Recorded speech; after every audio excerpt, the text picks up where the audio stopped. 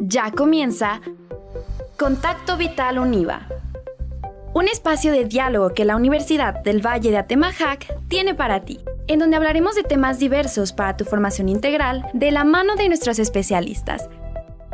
Bienvenidos.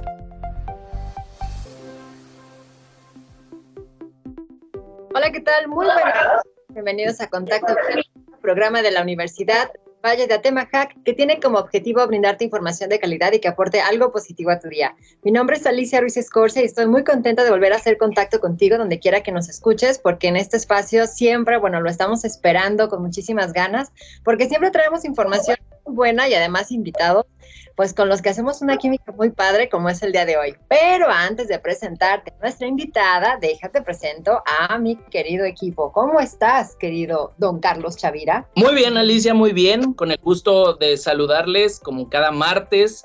Y para quienes no nos escuchan martes, pues en el formato de podcast, en nuestros diferentes canales, con un episodio más, con alguien que ya es de casa, que nos ha acompañado en distintas ocasiones y que ahorita les vamos a presentar. Antes voy a agradecer al equipo de Unidifusión, comandado por César Gutiérrez, y también agradecerle a las chicas superpoderosas, Ana Muñoz, Dani Mariscal, que están en la edición de este episodio, y aquí en micrófonos con nosotros, Nat Barragán. ¿Cómo estás, Nat? Muy bien, muy contenta de estar aquí después de ya un ratito no vernos, y pues muy contenta con el tema de hoy porque creo que es un tema que todos por lo menos sabemos un poquito en casa, así que pues a darle. Pero sobre todo tenemos muchas dudas, hay muchas cosas que no sabemos, Nat, porque creemos que sabemos, pero la realidad es otra.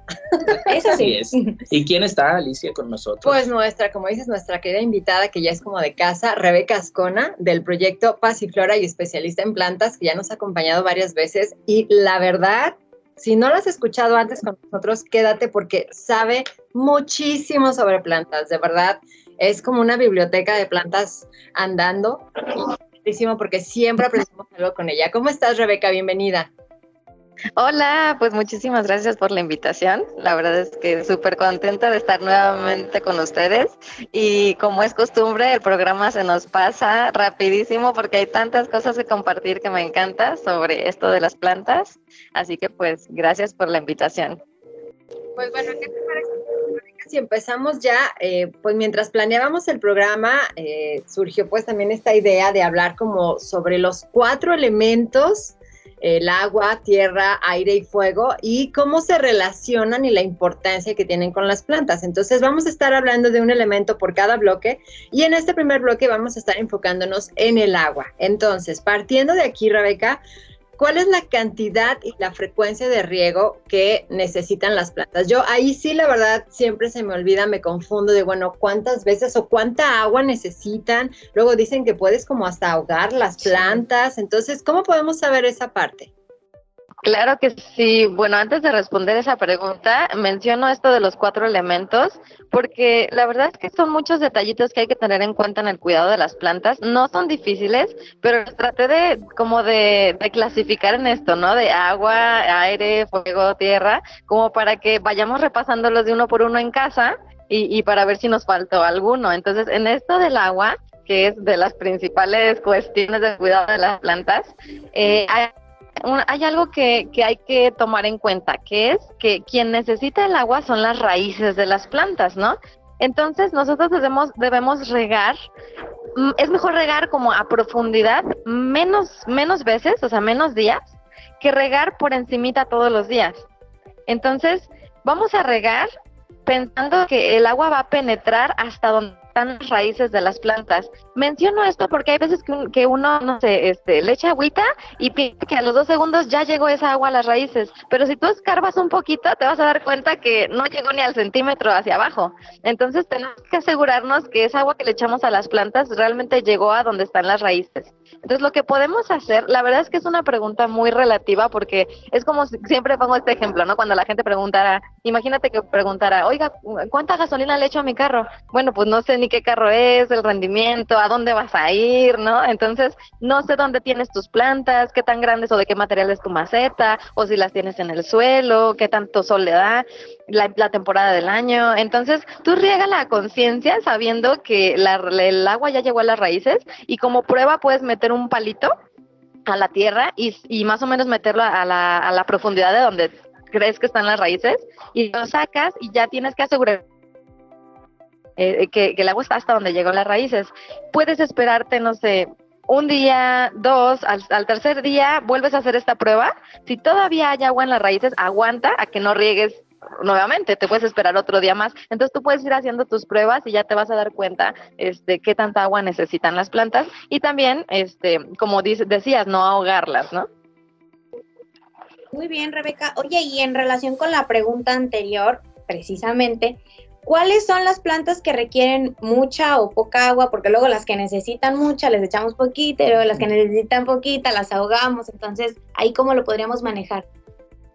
Pues mira, yo me he dado cuenta que es más o menos que, imagínate una lechuga, ¿no? Que sus hojas son súper delgaditas, finitas. Imagínate ahora las hojas de una planta de albahaca, también son delgaditas. Ese tipo de plantas realmente como que no tienen mucho cuerpo donde guardar el agua. Entonces esas requieren más agua.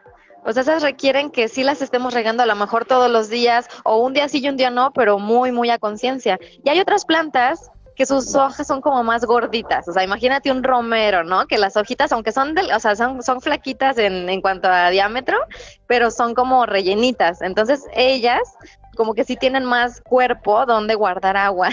O por ejemplo, no sé, a lo mejor un pepino, no sé. El pepino, sus hojas tienen como vellitos y esos son encargados de guardar humedad. Entonces, a este tipo de plantas no hay que regarlas tanto. O sea, a lo mejor habrá excepciones, ¿no? Pero más o menos nos podemos observar. La naturaleza nos dice, obsérvame cómo soy, y en base a eso podemos aprender un poquito más de cuáles necesitan mucha o poca. Pero bueno, si tenemos dudas, siempre hay en internet o en los libros fichas técnicas donde te dicen qué tanta agua necesita. Yo sí les recomiendo como investigar mínimo en 2 o 3 fuentes, porque luego hay unas que se contradicen demasiado. Y si no, pues bueno, me preguntan y si sé, con gusto les paso la información. Muy bien, Rebeca. Oye, y en este sentido, o sea, siguiendo con el riego, yo había escuchado que era mejor regar las plantas en la tarde, ya que se había metido el sol. ¿Sí es cierto o hay alguna hora que sea mejor para regar? Sí, tienes mucha razón, porque de esa manera el agua se aprovecha durante toda la noche. Imagínate que tú riegas en la mañana, pues luego sale el sol y luego se evapora la humedad que quedó superficial. Pero si la verdad es el único momento en el que tú puedes en la mañana, pues hazlo en la mañana. En el único momento donde de plano no te recomiendo regar es a mediodía. O sea, de las 12 a las, 3 de la tarde, ahí sí prohibido, porque hasta podríamos quemar a las plantas. Hace tanto calor que le echamos agua y las pobres plantas ahí quedaron.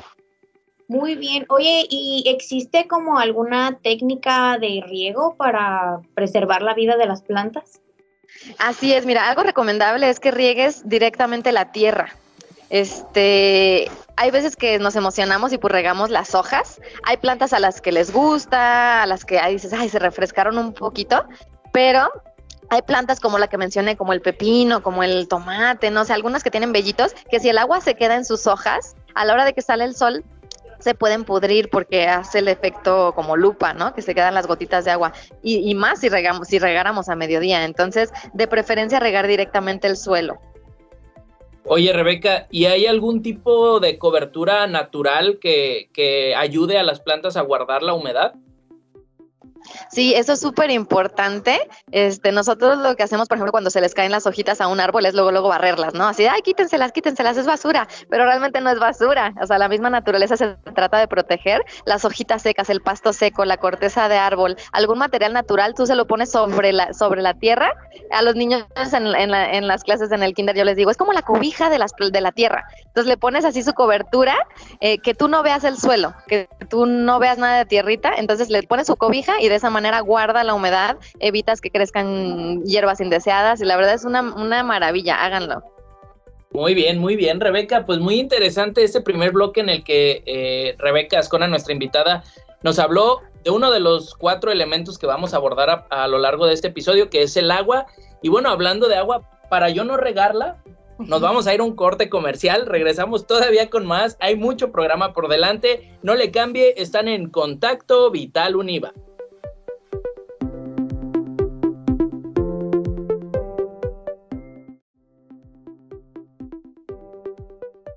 Ya estamos aquí en Contacto Vital Univa hablando sobre los 4 elementos del cuidado del huerto. Estos 4 elementos, obviamente, agua, tierra, aire y fuego, que pues son de la naturaleza y tienen una relación totalmente directa y muy cercana con las plantas, obviamente. Ya en el bloque anterior estuvimos hablando sobre la importancia del agua, el riego, muchos detalles que la verdad, insisto, yo siempre aprendo contigo, Rebeca. Es así, es impresionante. Hemos hecho ya varios programas, pero siempre sigo aprendiendo y eso me encanta.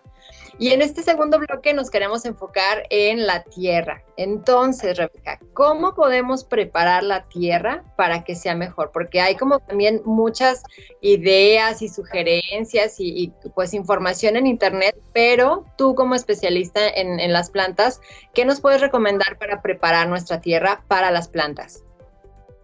Claro, bueno, déjame te cuento una anécdota de las primeras veces que yo tuve interés en poner un huerto en casa. Me compré un manualito en una tienda de esas de jardinería y decía, lo primero que tienes que hacer es echarle una olla de agua hirviendo a la tierra donde vas a sembrar tus plantas.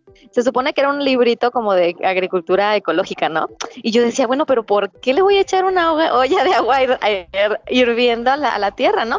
Y decía, para que mates a todos los microorganismos como dañinos que hay en el suelo.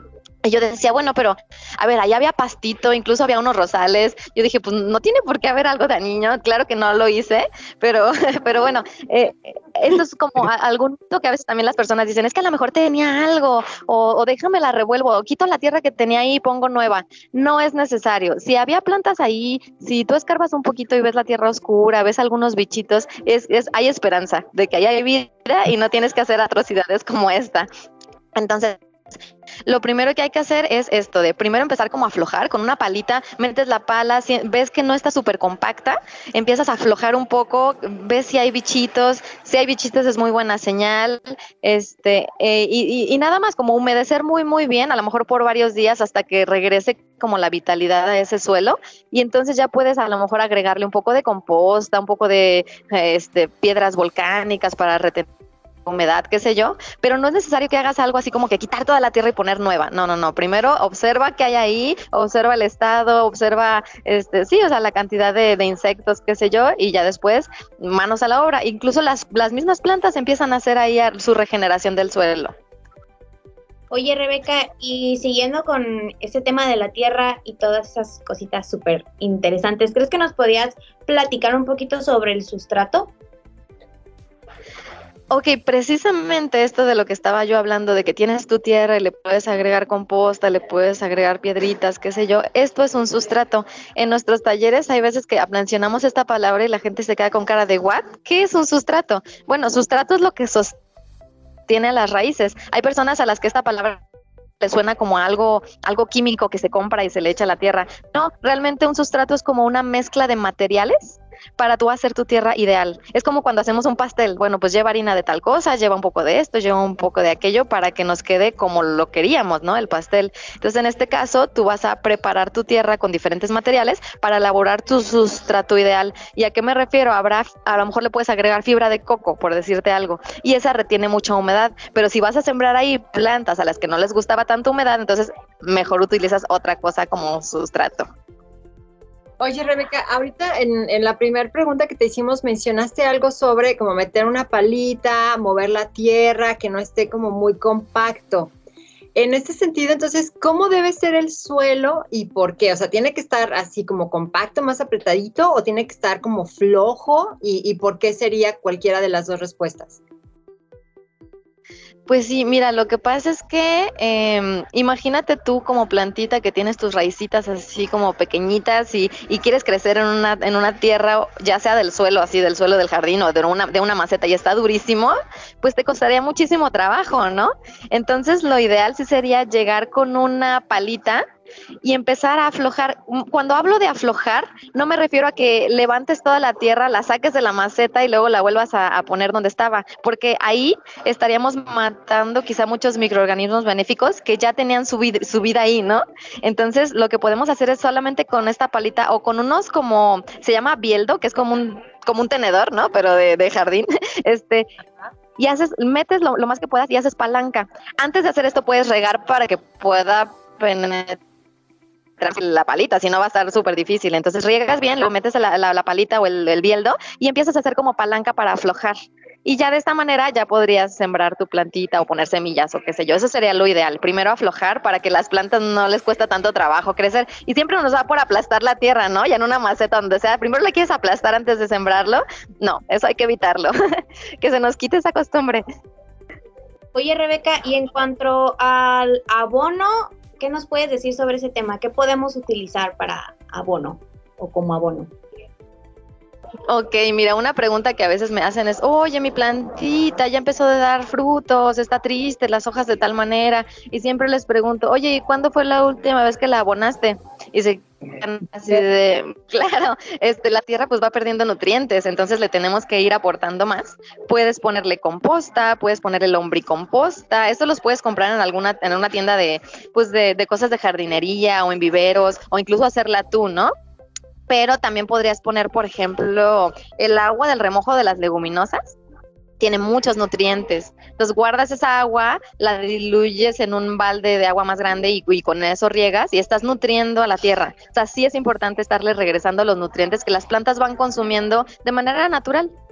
Oye, Rebeca, ahorita que mencionas esto del agua de las legumbres, también me habían dicho que el agua de las peceras, de las leguminosas. Bueno, pero el agua de las peceras también se puede utilizar para regar las plantas, ¿también es buena? Pues mira, ahí todo depende de qué tal está el alimento de los peces. Yo respondería de esta manera, porque si es un alimento como muy procesado, que tiene muchos químicos, las heces de los pececitos pues también van a tener muchos químicos y a lo mejor no le estás haciendo tanto bien a la planta. Sería hacer una prueba a lo mejor en una planta y ver cómo le va, ¿no? Y si todo bien, pues entonces ya pues aplícalo a las demás plantas, pero de entrada sí tendría que cuidar. Muy bien. Oye, Rebeca, antes de irnos a otra pausa comercial, mencionabas hace unos momentos el tema de la composta. ¿Cómo se puede hacer composta en casa, de manera casera, de manera, pues, evidentemente muy natural con lo que tenemos en casa? Así es, mira, necesitarías, por ejemplo, en casa algún bote, puede ser uno de esos de 19 litros de pintura o yo uso de estos como de la ropa sucia que tienen como muchos hoyitos por todos lados, como canastitas, y entonces vas a ir haciendo por capas. Este bote lo tienes que llenar de hoyos, tiene que haber respiración, tiene que haber oxígeno porque si no la composta huele feo. Entonces la tienes que poner en un lugar donde le dé media sombra, o sea, no la puedes dejar en el solazo porque los que van a trabajar para transformar los desechos orgánicos en composta son los microorganismos y bichitos. Y si no hay oxígeno, se mueren, y si las dejas al solazo, se seca, también necesitan agua. Entonces necesitas cuidarlo, ir haciendo capas. Yo siempre digo, pones una capa de hojas secas, luego una capa de vegetales de la cocina, no sé, las cáscaras del plátano, del pepino, de todo esto, lo más triturado, o sea, lo cortas en pedacitos chiquitos. Mientras más chiquitos es más fácil que se deshagan. Y luego pones un puñito de tierra, que sería como si fuera el aderezo del sándwich. Imagínense, el pan café fueron las hojas secas. El relleno fue todo lo vegetal que le pusiste. El aderezo es un puñito de tierra. Y luego cierras el sándwich con más hojas secas.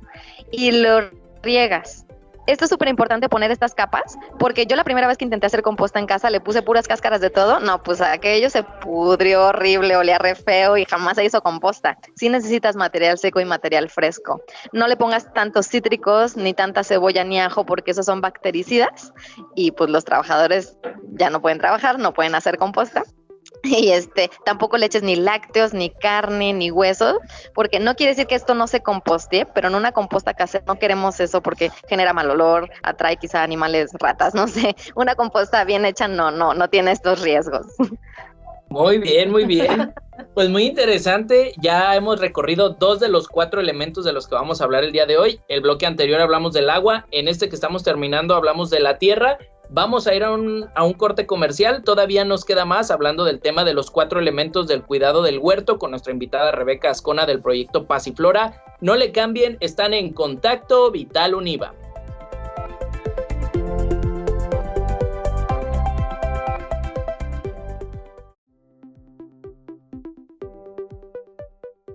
Y bueno, ya estamos de vuelta aquí en Contacto Vital Univa. Y bueno, retomando la última preguntita del bloque anterior, fuera del aire, Rebeca nos comentaba que faltó ciertos puntos por aclarar. Entonces, Rebeca, ¿puedes comenzar a aclararnos lo que hizo falta?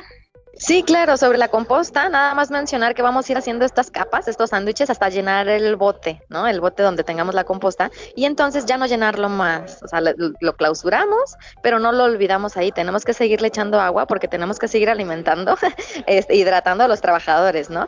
Y más o menos en unos 3, 4 meses, se convierte en composta. Al final lo tienes que cernir porque siempre va a haber pedazos más grandes que no se hicieron, pero pues los pones en la siguiente composta. ¿A qué me refiero? Una vez que clausuras ese bote, inauguras uno nuevo para hacer tu siguiente bote, y así. Se supone que lo ideal sería como tener 3, entonces ya queda listo el primero y ya vas en el tercero por llenar y así. Muy bien, pues súper interesante para cerrar bien con lo que fue el bloque anterior, que fue tierra. Ahora vamos a hablar este bloque del aire. Entonces, Rebeca, no sé si nos puedes platicar qué tanto afecta la contaminación a las plantas. Bueno, mira, la verdad es que pues nosotros vivimos en una ciudad grande, hay mucha contaminación. Me ha tocado ver personas que tienen su huerto en el mero centro de la ciudad, donde está muy contaminado. Pero aún así se dan las plantas. Realmente no es como que, híjole, esta lechuguita no creció porque dice, ay, no, aquí huele muy feo smog. Pues no, ellas sí crecen bien. La única cuestión que sí tendríamos que tomar en cuenta es que a la hora de tú comerte esas plantitas, pues sí lavarlas muy bien, todo esto, porque sabemos que pues esa contaminación sí la van a tener allí. Incluso si tú quieres obtener una certificación orgánica, o sea, que van a analizar tus cultivos y tu tierra para ver si no tiene ciertos químicos, las personas que tienen sus cultivos en las meras así centros de ciudades o al lado de una carretera no pasan esta prueba porque sí, de pronto hay ciertas sustancias que no están, o sea, que vienen de la contaminación. Pero bueno, tampoco te detengas de sembrar pues por estos factores, ¿no? O sea, empecemos a hacerlo. Pues a lo mejor no sembrar cosas que te puedas comer, sino nada más flores o cosas así, ¿no? Sí, claro, o de ornato, o sí, a lo mejor pues sí, a lo mejor poner una malla sombra arriba, ¿no? Para que a lo mejor sabes que ahí le cayó lo más tóxico, qué sé yo, ¿no? Pero también un buen suelo siempre se encarga como de transformar algunas de las cosas no deseadas. Por eso también la importancia de tener un buen suelo. Ok, y respecto a esto, ya que mencionas lo del suelo, me imagino que hablando del aire como elemento y el suelo, aquí para que el aire también esté dentro, como decirlo así, de la tierra, que también respire, habrá que hacer como algún proceso, aflojarlo o cómo es esta parte. Bueno, en cuanto al elemento aire en las plantas, sí hay personas que dicen, oye, pero si vivo en un departamento donde no le da mucha aire a mi lugar, oye, ¿se pueden tener plantas? Sí se puede. Nosotros podemos vivir ahí, las plantas también, ¿no? Como que estemos así, o sea, al vacío. Pero en cuanto al elemento aire, algo muy importante, aire esté en el suelo. Pero ¿cómo le voy a echar aire al suelo? Ni modo que con un popote, ¿no? Le estés ahí soplando. Bueno, la manera en que puede haber aire en el suelo es precisamente lo que hablamos ya hace rato, de aflojarlo. O sea, si tú ves que el suelo está súper compacto y no va a haber hay espacio para las raíces, no hay espacio para estos microorganismos benéficos, que son los que viven con aire, entonces es importante aflojarlo. Las lombrices, los bichitos que viven en el suelo, hacen este trabajo. Entonces, si tu suelo tiene estos amiguitos, pues excelente, ya no tienes que tú hacer tanto trabajo físico por fuera. Oye, Rebeca, y precisamente hablando de estos bichitos, de las lombrices que nos has mencionado a lo largo de este episodio y que ahorita retomas el punto, cuéntanos sobre ellos, qué función desempeñan, cómo le hacen bien a nuestras plantas. Pues mira, realmente las plantas, o sea, las raíces de las plantas se pueden alimentar cuando los microorganismos y macroorganismos les llevan el alimento a las raíces. O sea, los bichitos transforman los nutrientes para que se hagan solubles para las raíces de las plantas. Entonces, si no hay bichitos, ahora sí que las plantas, por más bonitas que estén ahí, por más adornos que les pongas y que si le pusiste tal y tal cosa al sustrato, si no hay bichitos, no sobreviven. Entonces sí es importante que nuestro suelo tenga vida. A lo mejor no quieres ver a la lombriz ahí en tu maceta, pero pues bueno, al menos sabes que tienes microorganismos, tienes alguno que otro bichito que aparece por ahí y no te asustes, ¿no? Es normal y es necesario. En la maceta cabeza no. Sí, no, O sea, yo me toqué la cabeza, dije, no, pues yo no tengo lombriz en la maceta. esa maceta no. Bueno. Oye, Rebeca, y en cuanto al espacio, ¿cómo lo podemos determinar en cuanto a diámetro y profundidad? Eso es muy buena pregunta porque precisamente también tiene que ver con esto de el aire, el espacio personal, ¿no? Así como nosotros pues no queremos estar así todos apretados como auto sardina, pues igual las plantas necesitan su espacio tanto en diámetro como en profundidad. Eso fíjate que es súper importante porque hay veces que dices, ay, mira, aquí en la maceta redonda cabe perfectamente un arbolito. En cuanto a diámetro, sí, pero no en cuanto a profundidad. O sea, tenemos que tener en cuenta que mientras más alta crece la planta, más profundidad necesita para crecer. Entonces, sí, tú más o menos le calculas cuánto diámetro tiene la planta y si no, también lo puedes investigar en bibliografía y ponerle su espacio a cada una. Al principio vas a ver mucho espacio entre planta y planta, pero cuando crezcan, ya no va a haber ese espacio. Entonces, siempre tenlo en cuenta. Oye, Rebeca, y en cuanto a la compatibilidad de las plantas y el aire, ¿qué nos puedes platicar? Bueno, retomando esto de la autosardina, imagínate que tienes que hacer un viaje y te toca justo al lado de alguien que no te cae bien o que huele mal o qué sé yo, pues igual las plantas, ¿no? Precisamente esto de las compatibilidades tiene mucho que ver con el olor entre ellas. Plantas muy amargas, no sé, por ejemplo, la ruda, que son amargas y aparte son como muy, o sea, desprenden un olor muy fuerte, la ruda, el ajenjo, no sé. Si a estas plantas las pones una junto a otra, las de olor más suavecito se empiezan a enchuecar, como diciendo, no me toques, no quiero tu olor.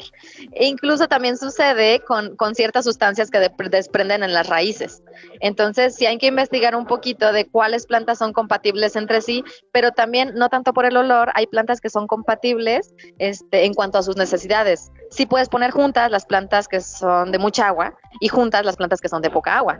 Tú pones una con otra en la misma maceta, pues o ahogas a una o secas a la otra, ¿no? Incluso también en cuanto a compatibilidades es bueno poner, por ejemplo, el jitomate lo ponen mucho con la cebolla o con el ajo porque estos dos, cualquiera de estos dos, ya sea uno o el otro, repelen ciertas plagas que le sale al tomate. Entonces, de eso se tratan las compatibilidades. Esto también se puede encontrar en bibliografías y si no, también a veces con la mera observación.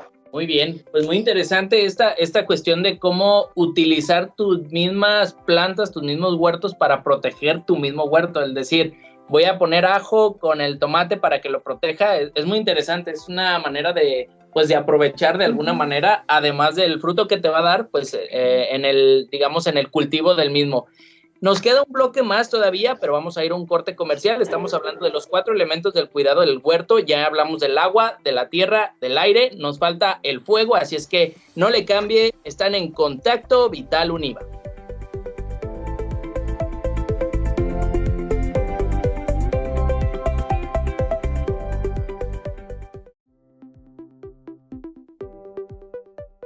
Y ya estamos de vuelta en Contacto Vital Univa en el cuarto y último bloque, que es el del fuego. Recordándoles las redes sociales, estamos en Facebook, Contacto Vital Univa, Instagram y Twitter como @univa_vital y en el correo como contacto.vital.univa.mx. Y bueno, para arrancar con este bloque, Rebeca, ¿crees que nos pudieras decir cómo podemos determinar la cantidad de luz solar? Así es, hablando del elemento fuego, sí es importante que las plantas pues tengan luz solar. Las personas que preguntan, oye, pero en mi departamento ¿puedo tener tal y tal planta? Bueno, vas a tener que ver cuánta luz solar al día le llega al espacio donde quieres tener las plantas. Hay muchas plantas de ornato que sí aguantan estar en espacios de poca luz, pero hay muchas plantas aromáticas e incluso hortalizas que sí requieren más luz. Entonces vamos a tener que depender de eso. Pero también hay el lado contrario, que hay personas que dicen, oye, en mi azotea quiero poner un huerto. Oye, sí, pero va a ser demasiado calor, o sea, demasiada luz y a lo mejor las plantas no resisten, entonces vas a tener que poner una malla sombra. Entonces, ¿cómo sabemos? También en bibliografía podemos ver cuáles son de mucha sol o menos sol, pero plantas cuyos colores son muy vivos o sus frutos son de colores muy vivos requieren más luz. Y por ejemplo, si tú quieres que una planta floree, pues mientras más luz, mejor. A lo mejor dices, oye, pero tengo mi lavanda y que ya le tengo durante años y nomás no florea. A lo mejor le hace luz. O incluso tú vas, si las plantas empiezan a enchuecar buscando irse a una ventana, pues están requiriendo más luz. O si cambian mucho sus hojas de color, que se están poniendo amarillas, pues se están poniendo pálidas porque les hace falta luz. O al revés, tipo cactus así de las gorditas, pero que no tienen espinas. Ahí dicen, ay, es que eras hermosa, rosita. Bueno, hay unas que sí su color es ese, pero hay otras que más bien están quemadas por el sol. Entonces se ven bonitas, pero la pobre planta está sufriéndole. Oye, Rebeca, y respecto a este tema o a este elemento del fuego, bueno, es como el calor, ¿no? El sol que nos estás comentando. Y eso también tiene que ver mucho con las temporadas del año y el clima también que esté en cada lugar. ¿Cómo hay algún tipo como de consejos o reglas que nos pudieras compartir respecto a esto, a las temporadas y el clima? Sí, la verdad es que, mira, la naturaleza es súper sabia, o sea, todos aquellos frutos que son como de mucha agua, ¿no? De mucho jugo, por ejemplo, no sé, sandía, melón o incluso los jitomates, pues a ellos les gusta mucho el verano. Y entonces sus frutos nos proporcionan mucha hidratación. Entonces todos este tipo de frutos, también los chilitos, no sé, berenjenas, son como de calor. Entonces no quiere decir que nosotros vamos a sembrar las semillitas de estos vegetales en plena temporada de calor. Tenemos que adelantarnos y estos se siembran a principio de año para que cuando ya empiecen a dar frutos ya les dé calor. O sea, sí me di a entender. Lo mismo, por ejemplo, con vegetales que son más de hoja, no sé, tipo lechuguita, cilantro, no sé, a lo mejor acelgas, a lo mejor les gusta un poco más el frío. Entonces las sembramos a finales del verano. Muy bien, Rebeca. Oye, y en cuanto a las plagas y el control natural de las mismas, ¿qué nos puedes contar? Bueno, en cuanto a las plagas, primero habría que definir qué es una plaga, porque a veces nos espantamos si vemos un bichito en la planta. Realmente, una plaga es cuando son demasiados y aparte, o sea, demasiados bichos, demasiadas, no sé, honguitos, qué sé yo, pero además le están haciendo daño a la planta, porque a lo mejor estaba pasando un ejército de hormigas por ahí ese día, pero no le hizo nada a tus plantas. Entonces, una vez que ya decimos, no, pues es que sí hay una plaga, hay muchos gusanitos y se están comiendo toda mi planta, entonces digo, si los puedes retirar con la mano o con un guante o con pincitas, hazlo. Y también, una vez que ya tienes la plaga ahí, puedes utilizar remedios naturales. Por ejemplo, puedes hacer un licuado del chile más picante que te encuentres, unos, no sé, 2, 3 chilitos, con un poquito de agua y le puedes también poner, no sé, un diente de ajo. Y entonces haces este licuado y lo diluyes. Esto es súper importante. Una vez que esté bien colado, se diluye una parte en 10. Si tú le echas este líquido directamente a las plantas con el atomizador, las podrías matar. Entonces siempre es importante diluir y una vez ya diluido, lo aplicas a la planta. También tempranito por la mañana o por la tarde, pero yo sí recomiendo unos 3 a 5 días seguidos para que realmente lo veamos, veamos el efecto, porque hay gente que dice, se lo puse una vez y no sirvió. No, realmente es que hay que tener una constancia. Es cuando nosotros nos recetan un antibiótico o algo así, no con una vez se te va a quitar, tienes que terminar el tratamiento. También pudiéramos usar a lo mejor un chorrito de vinagre en agua y también con un atomizador asperjarlo a donde la plaga se está comiendo las plantas o estás viendo que está débil el tallito o qué sé yo, pero sí hay muchos remedios naturales que puedes aplicar. Y también cuando a una planta le llegó una plaga, quiere decir que estaba débil de alguna manera. Es cuando nosotros nos enfermamos también de gripa o del estómago. No todos en la oficina se enfermaron igual que nosotros, ¿no? Nada más unas personas. ¿Y por qué? Eso es porque a lo mejor estábamos muy estresados, no habíamos comido bien. Lo mismo pasa con las plantas. Entonces, siempre que esté una planta enferma, tenemos que ponerle alguna composta, algo para aparte consentirla y que se recupere más rápido. Muy bien. Oye, Rebeca, ya para ir cerrando este episodio, una de las fases finales, si no es que la fase final de este ciclo de las plantas, pues es la cosecha, sobre todo cuando son plantas que nos dan frutos. ¿Cómo podemos saber cuándo es momento de cosechar o de podar nuestra planta? Ok, mira, para poder cosechar, pues bueno, no sé, plantas, por ejemplo, el chilito, pimiento, berenjena, pues tú vas a ver que llega a cierto tamaño, pero también que tiene ya su coloración final. Por ejemplo, hay pimientos, no sé, que son amarillos, rojos, primero empiezan a ponerse verdes y luego ya se empiezan a pintar del colorcito, hasta que llega al color final. Entonces ya una vez que está así, tú lo puedes cortar, de preferencia hazlo con tijeras que estén filosas, no tienen que ser unas súper mega especializadas de jardinería, pueden ser las de la papelería, pero que tengan buen filo y estén limpias, porque luego a veces podamos las plagas con esas tijeras y luego queremos cosechar y pues le estamos transmitiendo a lo mejor la plaguita o la enfermedad a la herida donde vamos a cortar para cosechar. Entonces cortas de preferencia como desde el tallito, o sea, como con un rabito, los jitomates, los chilitos, o sea, no nada más antes de que lo consumas. O por ejemplo, las lechuguitas, las acelgas, lo que haces es cosechar, si son lechugas de hoja, de corte, o sea, como orejonas, tú cosechas las hojas de más afuera y las que están más grandes, o sea, de abajo o de afuera hacia adentro. Si tú cortas las del mero en medio, pues ya no permites que crezcan nuevas hojas chiquitas. Entonces esa es la manera de cosechar. No sé, si quieres cosechar un orégano, pues ya nada más le cortas una ramita a la que necesitas. También de preferencia de las que están a un lado, si no vas a dejar un hueco ahí en medio de la planta. Y en cuanto a la poda, pues ya tú vas a ver si quieres podarla porque está muy grande o porque a lo mejor hay veces que tú la puedes podar para que retoñe más, o sea, para que, es que mi orégano no está dando, ¿y qué le pasa? Puedes hacer una poda y entonces ya la estás consintiendo, la abonas, no sé qué, y entonces ya retoña más bonita. Entonces, ¿cómo sabes? Pues ya depende de cómo veas la planta, si ves la necesidad de podarlas por estética o por necesidad, ¿no? Pero también se puede hacer sin miedo, o sea, háganlo y mientras tú tengas consentidas a tus plantas, lo van a agradecer. Bueno, pues creo que con esto llegamos al final del programa del día de hoy. Oye, Rebeca, yo quiero preguntarte si alguien está interesado en aprender un poco más sobre las plantas, huertos y toda esta información, ¿dónde te pueden contactar? Y también si tienes como algún curso en puerta que nos pasara la información, igual por si alguien está interesado. Claro, mira, tenemos un curso de huertos precisamente en línea que se llama Haz Realidad Tu Huerto y lo puedes encontrar en internet como hazrealidadtuhuerto.com. También, si no, búsquenos en redes sociales, ya sea Instagram o Facebook como Pasiflora. Es Paz, así P-A-Z-Y Flora. Es como un juego de palabras, Pasiflora. Y ahí, pues con gusto les podemos compartir qué es lo nuevo. Ya pronto vamos a subir el de herbolaria también en línea. ¡Uy, qué padre! Oye, entonces ya luego te invitamos para que nos hables sobre ese tema. Claro, con muchísimo gusto. Perfecto. Bueno, pues agradecemos mucho a Rebeca Azcona del proyecto Pasiflora, especialista en plantas, por habernos acompañado el día de hoy. Siempre un gusto platicar contigo, Rebeca. Muchísimas gracias. Gracias. Bueno, pues nos despedimos. Mi nombre es Alicia Ruiz Escorcia. Recuerden, consientan sus plantas. Ellas se los van a agradecer de 1000 maneras. Y les mando un abrazo. Chavira. A nombre de César Gutiérrez, quien comanda el equipo de Unidifusión, que nos ayuda a hacer esto posible, las chicas superpoderosas, Ana Muñoz, Dani Mariscal y Nat Barragán, les recuerdo que nos escuchen en nuestros canales nuevos, que son en el formato de podcast, Spotify, Google Podcast y Anchor FM, y les comento que ya estamos trabajando en nuestra sorpresa navideña de este año, entonces, cosa que nos emociona muchísimo. Pronto más noticias. Mi nombre es Carlos Chavira y esto fue Contacto Vital Univa.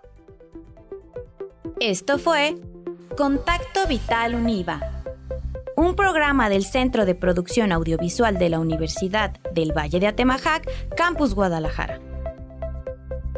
Te esperamos en la próxima emisión para seguir creciendo juntos.